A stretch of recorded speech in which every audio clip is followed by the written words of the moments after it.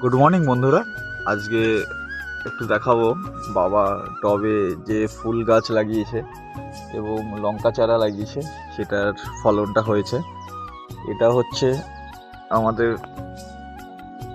সাদা যে অপরাজিতা আছে, এই যে খুব সুন্দর হয়েছে অলরেডি, খুব ভালো লাগছে দেখতে সকাল সকাল।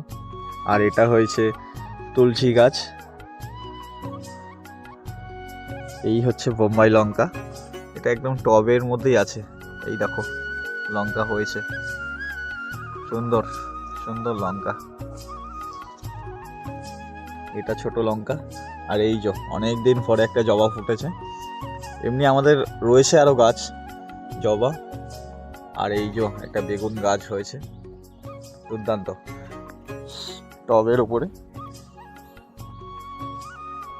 আরো একটা জায়গা রয়েছে, এটা কি বসানো যায় দেখা যাক।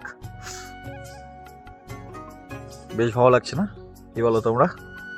জানিও কমেন্টে। এই দেখো সঙ্গে রয়েছে লেবু গাছ। এই যে লেবু চলেও এসেছে, ভীষণ সুন্দর লাগছে।